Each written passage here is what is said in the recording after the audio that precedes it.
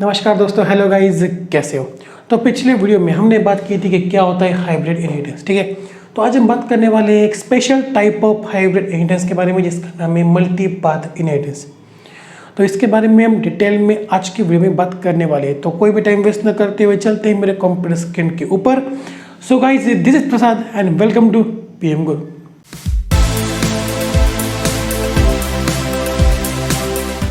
So guys, अब हम आ चुके हैं मेरे कंप्यूटर स्क्रीन के ऊपर और मैंने यहाँ पे वीएस कोड को ओपन कर लिया है।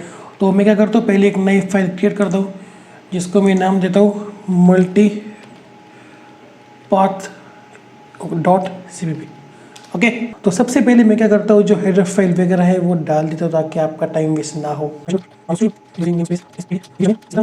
तो गाइस, इस वीडियो में हम बात कर रहे हैं मल्टी पाथ इनहेरिटेंस क्या है इसके बारे में। तो ये एक special type of hybrid inheritance है। ठीक है, पहली बात, हाइब्रिड इनहेरिटेंस क्या होता है वो पता है? अगर नहीं पता तो पिछले वीडियो जाके देख लो, इसके पहले वाली वीडियो आपको सब कुछ हाइब्रिड के बारे में पता चल जाएगा। ठीक है, तो मैं एक सिंपल वर्ड्स में एक्सप्लेन कर देता हूँ कि हाइब्रिड क्या है।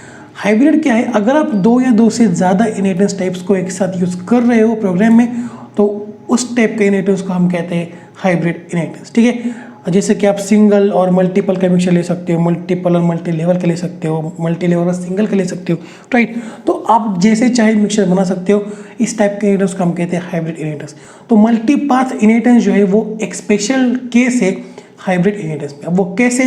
तो इसको एक स्पेशल टाइप क्यों बोला जाता है? क्योंकि इसमें ना एम्बिग्यूटी आ जाती है, मतलब कि कंपाइलर यहाँ पे कंफ्यूज हो जाता है। कंपाइलर यहाँ पे डिफ्रेंशिएट नहीं कर पाता कुछ चीज़ों में। अब वो किन चीज़ों में कंफ्यूज होता है वो हम आगे के पार्ट में देख रहे होंगे इस वीडियो में। ठीक है, तो इस वीडियो को अंत तक जरूर देखना, बिल्कुल भी स्किप मत करना। ठीक है, तो मल्टीपाथ के लिए मैंने यहाँ पे एक इमेज ढूंढ रखी है, उसको देखते हैं। ठीक है, तो देखो मल्टीपाथ इनहेरिटेंस क्या होता है। यहाँ पे hierarchical inheritance and multiple inheritance, इन दोनों का मिक्सचर होता है। ठीक है, यहाँ पे क्या होता है, एक बेस क्लास है, यहाँ पे ए है, राइट। इसके ऊपर से मैं बी और सी दो क्लासेस को क्रिएट कर रहा हूँ। ओके, तो ये बनता है आपका हायरार्किकल इनहेरिटेंस। ओके, और उसके बाद बी एंड सी की मदद से हम एक और नई क्लास बना रहे हैं जिसको मैंने नाम रखा है डी।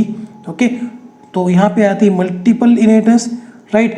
तो इस टाइप के इनहेरिटेंस को हम कहते हैं मल्टीपाथ इनहेरिटेंस। यहाँ पे क्या होता है कि एक बेस क्लास है, उसके ऊपर से हम दो डिराइव क्लासेस को क्रिएट कर रहे हैं, और आगे जाके अगर वो दो डिराइव क्लासेस किसी और डिराइव क्लास को तैयार कर रहे हैं तो इस टाइप के स्ट्रक्चर को हम कहते हैं मल्टीपाथ इनहेरिटेंस। तो यार मल्टीपाथ इनहेरिटेंस में ना एक छोटी सी प्रॉब्लम होती है, मतलब कि जिसको एम्बिग्यूटी कहते हैं, कि कंपाइलर कंफ्यूज हो जाता है कि उसको ए का डेटा डी में कैसे यूज़ करना है, मतलब कि वो बी के द्वारा यूज़ करना है या फिर सी के द्वारा यूज़ करना है। यहाँ पे क्या होता है, ए जो क्लास है उसकी एक कॉपी आती है बी के पास और एक कॉपी आती है सी के पास। ओके, तो कंपाइलर डिफ्रेंशिएट नहीं कर पाता कि डी में से हम जो डेटा एक्सेस करने की कोशिश कर रहे हैं जो ए में है वो बी से करे या सी से करे, मतलब कि बी के पाथ से करे या फिर सी क्लास के पाथ से करे। ओके, इसको कहते हैं एम्बिग्यूटी, वो मैं आपको आगे समझा दूंगा। ठीक है, तो टेंशन मत लो यार, हम ना जब इसका एग्जांपल देखेंगे तब आपको चीज़ें क्लियर हो रही होंगी कि क्या होते हैं एम्बिग्यूटी और कैसे उसे सॉल्व करते हैं। ठीक है, तो अब चलते हैं वीएस कोड में। पहले मैं क्या करता हूँ, यहाँ पे एक क्लास बनाता हूँ। ओके, मैं यहाँ पे आता हूँ, मैं यहाँ पे एक क्लास बनाता हूँ,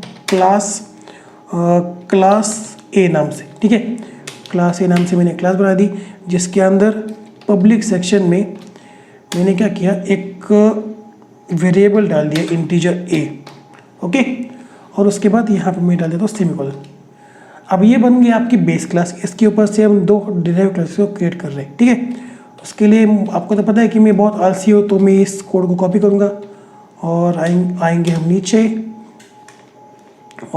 नीचे और यहाँ पे मैं पेस्ट कर देता हूँ। ठीक है, तो क्लास यहाँ पे कर देता हूँ मैं बी, जो हम इनहेरिट कर रहे हैं क्लास ए की मदद से। ठीक है, तो वो मैं पब्लिकली जो है वो एक्सेस कर रहा हूँ, मतलब कि इनहेरिट कर रहा हूँ। ठीक है, पब्लिक क्लास ए।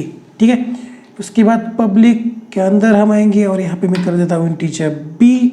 ओके, ज़्यादा मुश्किल नहीं है ना कोड, ये आसान है यार। यहाँ पे सिर्फ मैंने क्या किया, क्लास बना दी जिसके अंदर मैंने एक वेरिएबल डाल दिया और डेटा मेंबर डाल दिया ए। ओके, उसके बाद मैंने बी क्लास बना दी जो मैं इनहेरिट कर रहा हूँ क्लास ए की मदद से, राइट। और उसके अंदर मैंने बी जो डेटा मेंबर है उसको क्रिएट कर लिया। ठीक है, उसके बाद आते हैं और तीसरी क्लास बनाते हैं।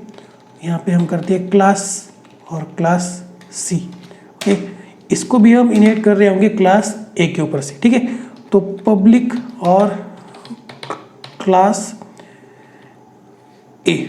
ओके, उसके बाद इसके अंदर हम आएंगे और पब्लिक सेक्शन में हम डालेंगे सी। उसके बाद हम क्या करेंगे, यहाँ पे एक क्लास डी बनाएंगे जो बी और सी को इनेट करके हम बना रहे होंगे। ओके, तो अभी तक ये हो गया था हायरार्किकल इनहेरिटेंस। तो अब हम क्या करेंगे, बी और सी की मदद से हम बनाएंगे डी क्लास को जो होगा मल्टीपल इनहेरिटेंस। ठीक है, तो क्लास, उसके बाद क्लास डी कोलन, उसके बाद public class B comma public class C. Okay, हम आएंगे इसके अंदर और मैं इसको ना नीचे लाता हूँ। ठीक है, तो हम आएंगे इसके अंदर और यहाँ पे मैं डाल रहा हूँ पब्लिक सेक्शन में एक वेरिएबल को। ठीक है, पब्लिक सेक्शन में मैं डालता हूँ इंटीजर डी को। ठीक है, तो मैंने यहाँ पे क्या किया, 4 क्लासेस बना दी। पहली क्लास है क्लास ए जो है बेस क्लास, उसकी मदद से मैं class B and class C बना रहा हूँ जो मैं इनेट कर रहा हूँ ए क्लास की मदद से। ठीक है, तो उसके बाद क्लास डी नाम से मैंने क्लास बना दी जो बी और सी क्लास के ऊपर से मैं इनेट कर रहा हूँ। ठीक है, तो क्लास डी में जो है वो बी एंड सी दोनों के वेरिएबल जो है वो एक्सेसिबल है, राइट। बट यहाँ पे क्लास डी में क्या ए एक्सेसिबल है? तो अगर आपने मेरी सारी वीडियोस देख रहे होंगे तो आपको पता होगा कि क्लास ए के जो डेटा है वो क्लास डी में इस वाले एग्जांपल में एक्सेसिबल है। ठीक है, तो अब यहाँ पे कंपाइलर कंफ्यूज क्यों हो रहा है? ठीक है, क्लास डी में से अगर मैं क्लास ए को कॉल लगा रहा हूँ, मतलब ये क्लास ए में जो ए वेरिएबल है उसको बुला रहा हूँ, यूज़ कर रहा हूँ, तो उसमें क्या गड़बड़ होनी चाहिए? यहाँ पे क्लास तो एक ही है बट ऐसा नहीं होता। ठीक है, अब वो क्या होता है वो मैं दिखाता हूँ मैं आपको। ठीक है, मैं यहाँ पे क्या करता हूँ, क्लास डी का ऑब्जेक्ट बनाता हूँ, क्लास डी, और मैं इसका ऑब्जेक्ट बनाता हूँ ओ बी जे। ओके, उसके बाद सेमीकोलन। अब मैंने क्लास डी का ऑब्जेक्ट बना दिया। ओके, तो यहाँ पे कुछ एरर आ रहा है। ओके, ठीक है, यहाँ पे बी आ गया था। तो अब मुझे क्या करना है कि इस ऑब्जेक्ट की मदद से मुझे class D, class C, class B और क्लास सी के जो वेरिएबल्स है डी, सी, पी, ए, इन सबको एक्सेस करना है। ठीक है, तो वो मैं कर पाऊँगा, ऑब्वियसली कर पाऊँगा। ठीक है, ओ बी जे डॉट अगर मैं डी कर दूँ तो मैं डी में वैल्यूज़ को स्टोर कर पाऊँगा। Okay, O B J dot D is equal to अगर मैं करता हूँ 10 तो ये हो पाएगा आसानी से। ओके, उसके बाद मैं करूँगा O B J dot C is equal to मैं करता हूँ 20। ठीक है, तो अब ये भी आसानी से हो जाएगा। क्यों? क्योंकि क्लास डी जो है वो बी और सी को इनहेरिट करके हम बना रहे हैं, तो क्लास बी और सी के जितने भी वेरिएबल्स हैं वो एक्सेसिबल होंगे डी में। ठीक है, तो O B J dot C और O B J dot B भी मैं आसानी से कर पाऊँगा। ठीक है, तो ओ बी जे डॉट में बी भी कर पाऊँगा, O B J dot B is equal to मैं डालता हूँ यहाँ पे 30। ओके, तो अब यहाँ पे सबसे बड़ी कन्फ्यूजन आती है कि क्या मैं ओ बी जे डॉट ए कर पाऊँगा। ओके, वो देखते हैं। ठीक है, तो O B J dot A अगर मैं करता हूँ तो मैं इसको डायरेक्टली एक्सेस नहीं कर पाऊँगा, फिर भी देख लेते हैं कि क्या होता है या नहीं। ठीक है, 40 करता हूँ और सेमीकोलन। उसके बाद क्या करते हैं, सी आउट करते हैं और मैं क्या करता हूँ यहाँ पे सबकी वैल्यू डालता हूँ, डी इज, और उसके बाद मैं डालता हूँ डी को, उसके बाद एंडल। ओके, तो इस लाइन को कॉपी कर लेते हैं। ठीक है, और paste paste paste. Okay, D is, यहाँ पे मैं करता हूँ सी इज, यहाँ पे मैं करता हूँ बी इज, एंड यहाँ पे मैं करता हूँ ए इज। ठीक है,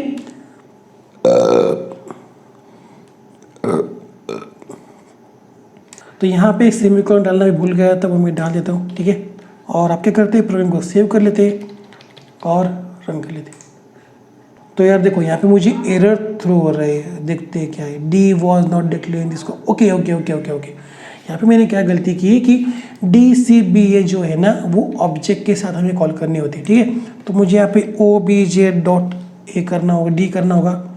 ठीक है, उसके बाद मुझे यहाँ पे ओ बी जे सब जगह पे डालना होगा। ओके, मैं डाल देता हूँ। ओके, अगेन प्रोग्राम को सेव कर लेते हैं और रन कर लेते हैं। मुझे पता है कि रन होने वाला नहीं है, ये मुझे एरर थ्रो करेगा। ठीक है, देखो यहाँ पे मुझे एरर थ्रो आ रहा है कि request for member A is ambiguous.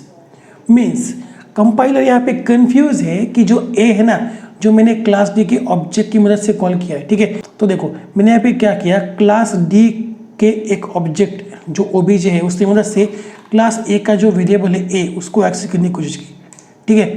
तो यहाँ पे क्या हो रहा है, क्लास ए जो है इसकी एक कॉपी है क्लास बी के पास और एक कॉपी है क्लास सी के पास, ठीक है। तो यहाँ पे क्या हो रहा है, क्लास डी में से अगर मुझे क्लास ए में जाना है तो मेरे पास दो पाथ थे, राइट। क्लास बी से भी जा सकता हूँ मैं, ठीक है। मैं इमेज के द्वारा समझाता हूँ आपको, ठीक है। तो यहाँ पे क्या हो रहा है, ए क्लास की एक कॉपी है बी के पास, एक कॉपी है सी के पास, ओके। तो डी में से अगर मैं कॉल लगा रहा हूँ ए को, तो यहाँ पे डी के पास ना दो कॉपीज है, राइट। एक बी के पास है और एक सी के पास है। तो कंपाइलर यहाँ पे कंफ्यूज हो रहा है, कंपाइलर यहाँ पे डिफ्रेंशिएट नहीं कर पाता कि कौन सी कॉपी यूज करे, बी वाली या फिर सी वाली, ओके। तो यहाँ पे एक और बात समझ लो कि यहाँ पे हमारे पास दो कॉपीज है, तो मैं ए की दो वैल्यूज को स्टोर कर पाऊंगा, ठीक है। डी के ऑब्जेक्ट के लिए मैं बी से भी एक कॉपी है उसको यूज कर पाऊंगा और सी से भी कोई एक कॉपी है उसको यूज कर पाऊंगा। तो भाई अगर इस एम्बिग्यूटी को आपको दूर करना है, मतलब कि आपको कंपाइलर को बताना है कि भाई बी की जो कॉपी है ना उसको यूज करो, ठीक है। मतलब कि सिंपल भाषा में कहो तो बी पाथ का यूज करो, ठीक है। तो इसके लिए हमारे पास ना दो तरीके हैं, ओके। पहला तरीका है स्कोप रिजोल्यूशन ऑपरेटर के साथ और दूसरा तरीका है वर्चुअल क्लास की मदद से। तो यार इस वीडियो में मैं डालना चाहता था उस टॉपिक को, बट वो बहुत लंबी वीडियो बन जाएगी, तो मैं इस वीडियो में उस टॉपिक को नहीं डालना चाहता। तो मैं अगले वीडियो में बात कर रहा हूँ कि स्कोप रिजोल्यूशन ऑपरेटर की मदद से हम कैसे इस एम्बिग्यूटी को दूर कर सकते हैं, कैसे हम कंपाइलर को कन्फ्यूजन फ्री कर सकते हैं। तो उसी वीडियो में हम देख रहे होंगे कि वर्चुअल क्लास किसे कहते हैं, वर्चुअल क्लास की मदद से हम कैसे इस एम्बिग्यूटी को दूर कर सकते हैं, ठीक है। समझ में आ रहा है सिंपली क्या है, मल्टीपाथ इनहेरिटेंस क्या है। अगर आपके पास एक बेस क्लास है उसकी मदद से हम दो डिराइव क्लासेस क्रिएट कर रहे हैं, और अगर वो दो डिराइव क्लासेस आगे जाके किसी नए क्लास को क्रिएट कर रहे हैं तो इस टाइप के इनहेरिटेंस को हम कहते हैं मल्टीपाथ इनहेरिटेंस। ये एक स्पेशल केस है हाइब्रिड इनहेरिटेंस का। तो यहाँ पे एक सिंपल सा एक छोटा सा प्रॉब्लम होता है कि कंपाइलर कंफ्यूज होता है कि कैसे वो क्लास डी में क्लास ए के वेरिएबल्स या फिर फंक्शंस को यूज करे, ओके। क्यों? क्योंकि उसके पास दो पाथ से, एक बी से जाता है क्लास बी से और एक जाता है क्लास सी से। तो क्लास ए की एक कॉपी होती है क्लास बी के पास और एक कॉपी होती है क्लास सी के पास। तो कंपाइलर समझ नहीं पाता कि वो कौन सी कॉपी को यूज करे। तो इस टाइप के प्रॉब्लम को सॉल्व करने के लिए, इस एम्बिग्यूटी को सॉल्व करने के लिए दो तरीके हैं। पहला तरीका है स्कोप रिजोल्यूशन ऑपरेटर और दूसरा तरीका है वर्चुअल क्लास की मदद से। तो वो हम देखने वाले अगले वीडियो में, ठीक है। सो कोई भी डाउट हो तो मुझसे कमेंट बॉक्स में पूछ सकते हो, मैं उसका आंसर देने की कोशिश जरूर करूंगा।